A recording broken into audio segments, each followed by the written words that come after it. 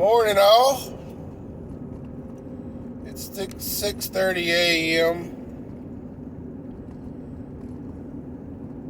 Tuesday, October 19th, 2021. I'm out and about real early this morning because wife had a flat tire, so I had to take her to work.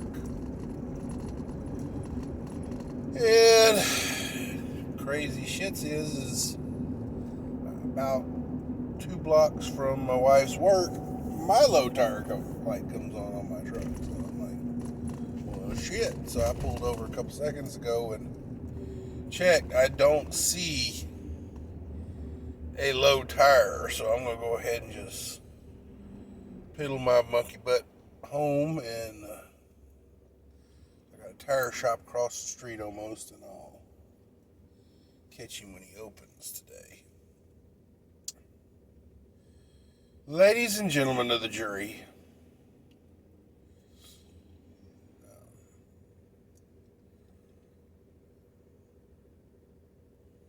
my wife made a comment this morning that kids were lacking respect this year. Some of y'all know that my wife is actually a high school teacher. And the crazy shit is that my wife actually teaches criminal justice. In fact, she teaches forensic science and forensic psychology. So, she is actually training, future investigators, detectives, and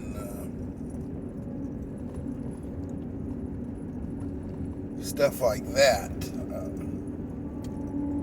She built the curriculum for her high school and for complete the criminal justice curriculum from the ground up almost 20 years ago. And so you would think, kids interested in the criminal justice field would be the ones, they have a little knowledge of respect and this, that, and the other. Well,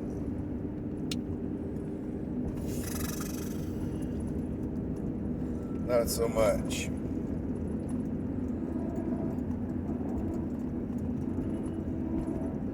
Ladies and gentlemen of the jury,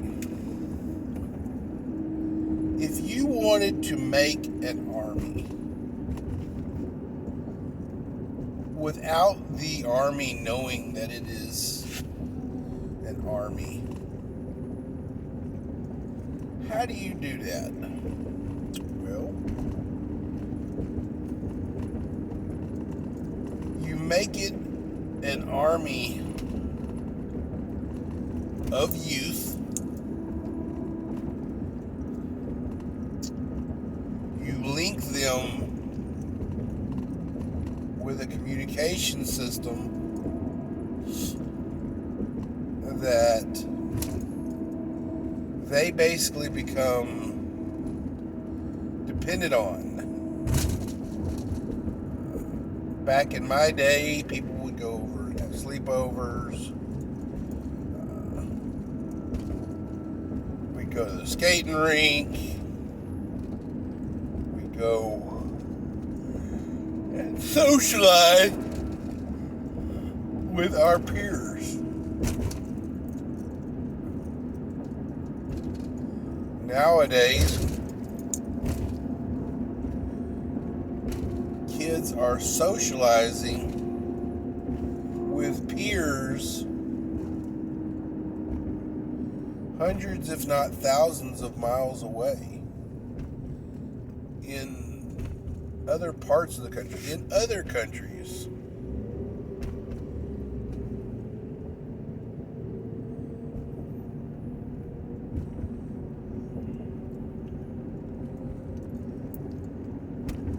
So you've got a network of communication that pretty much they dominate. I ain't gonna lie, guys. Instagram and Snapchat are pretty much dominated by the youth.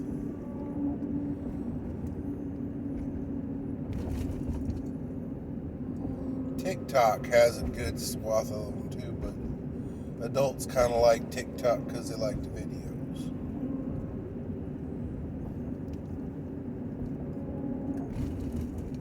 Okay?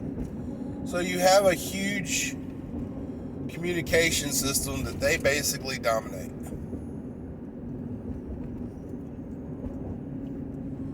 You coddle, you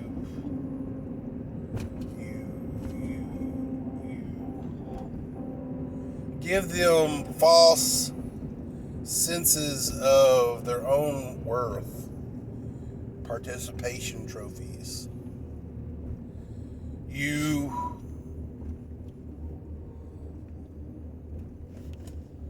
eliminate the need or any respect of authority, because respect for authority starts with mom and dad.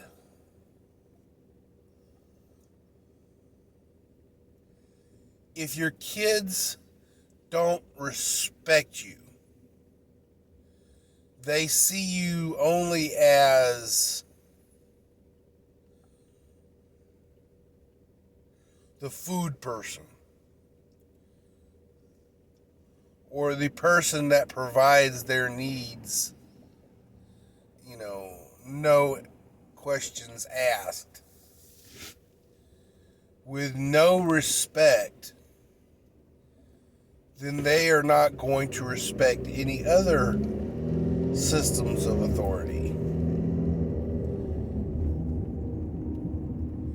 Because anything that they want, they are given.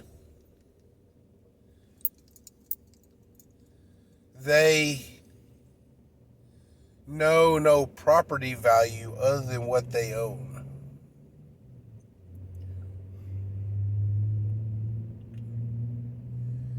They have no problems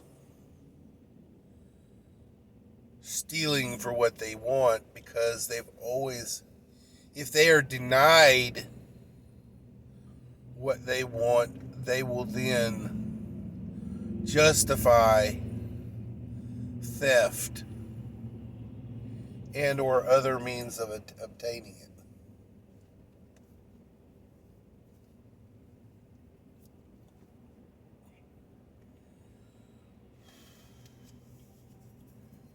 Lawnmower parents, helicopter parents.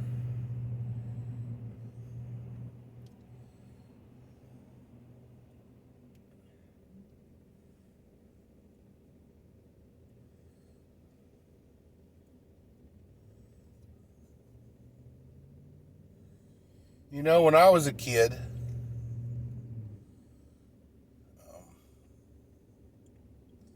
when I got home, I went to my room. I didn't hang out with my parents. When I was a kid, I wasn't allowed to get on the Atari until my homework was done. Fortunately, Atari didn't actually come around until I was like in junior high. So there you go. My formative years, there was no Atari.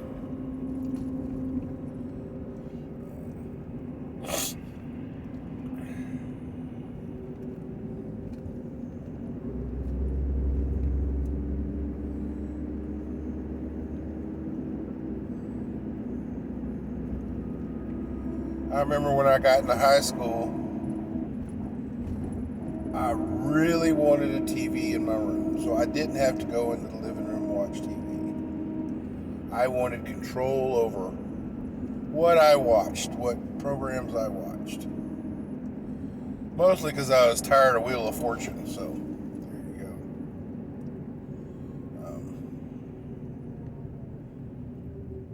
I think Tales from the Crypt or something was coming on a lot during those days. So I worked pretty hard, and I went to cons, and I bought me a TV. I bought me a pretty snazzy 32-inch TV. Not huge or anything by any step of the means. It wasn't nearly as big as the one we had in the living room. But you know what? It fit in my bedroom. It was pretty big. It was color. And you know what? It was mine. Had that TV. Oh, till we bought our house. It actually developed a harmonic that, it would squeal and ear piercing almost. So had to walk over and smack it on the side. But you know what, guys? It was mine. Watched many an episode of Star Trek on that thing.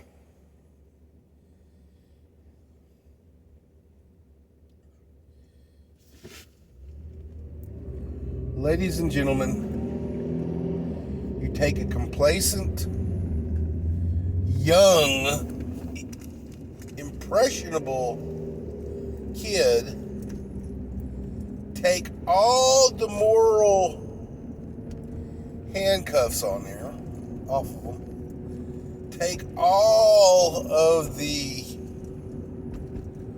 social handcuffs off of them, you take all the authoritarian handcuffs off of them. What happens when you take a limiter, all the limiters off of an engine? It will go very, very fast. And then it will burn out.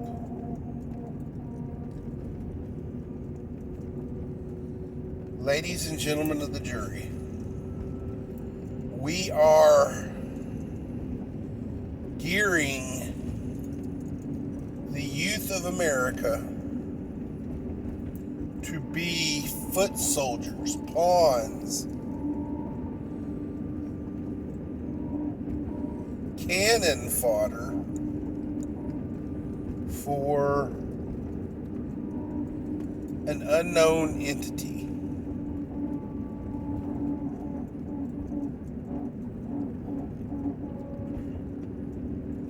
Right now, the unvaccinated are being singled out by the media and political figures as the reason for the needs of the passports, the mandates, the masks, and things like that. The reason our lives have not gone back to normal are because of the unvaxxed. There's your targeting system, guys. There it is.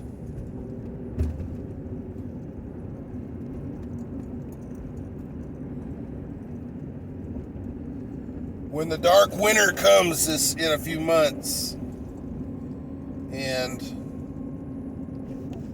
power is lost again and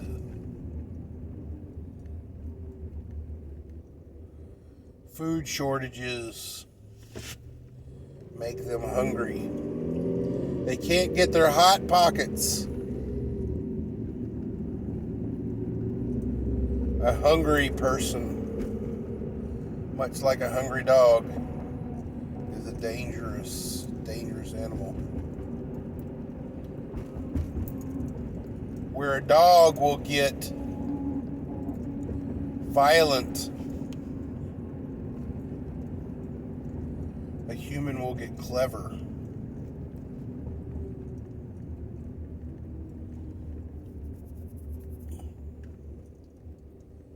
And then, if their mind and their cleverness don't feed the stomach, then the violence happens. I like to tell people that are thinking about my gun class, did you know that globally, hammers kill more people than guns and knives? In some cases combined. Yet no one is afraid of a hammer.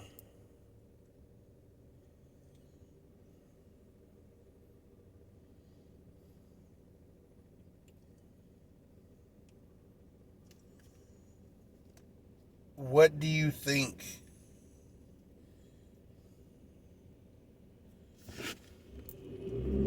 the armies of the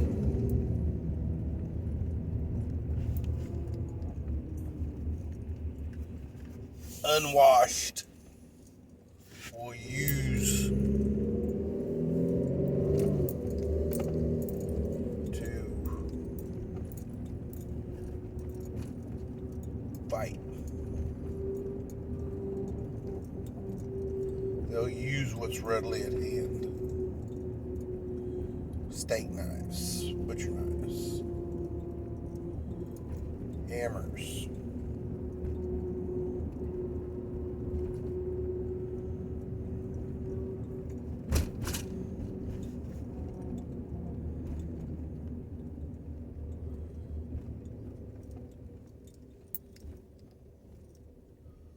When civilian armies in the old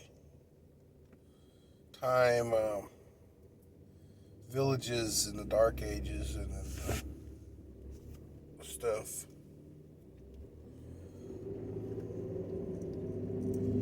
movies have romanticized the pitchfork as the weapon of choice for farmers. Ladies and gentlemen, pitchfork would do a lot of damage.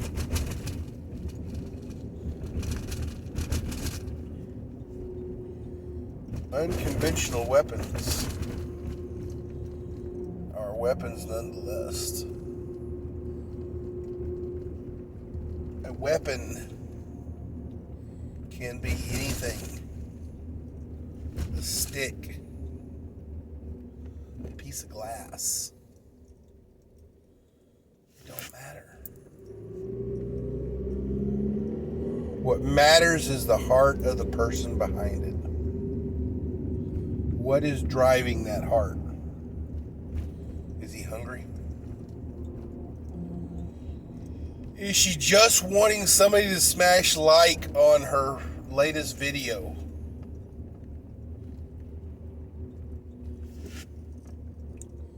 Can they not get on their phone?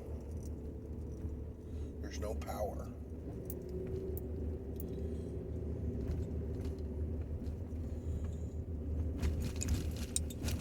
Psychologists and psychiatrists and doctors have done research on youth and the phone in their hands. And it's not just a youth thing.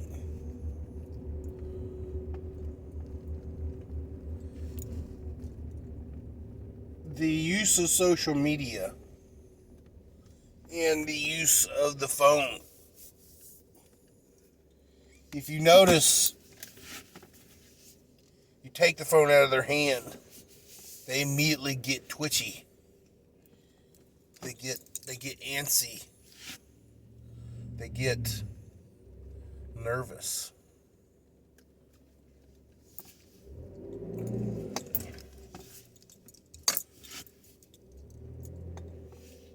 Science has discovered that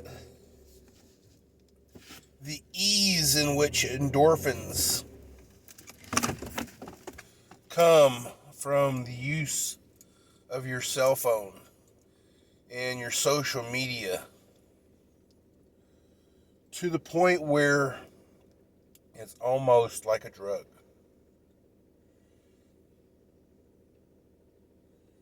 What happens when a community is down from power, has no power for, say, a week? The youth of America can't charge up their phones. They can't get those likes. They can't like stuff. They can't get their marching orders from TikTok or, InstaSnap or whatever. The latest and greatest. They can't get it. You think the teenage mind is a grumpy thing. Wait till it can't get its bye-bye no more. Keep your stick on the ice.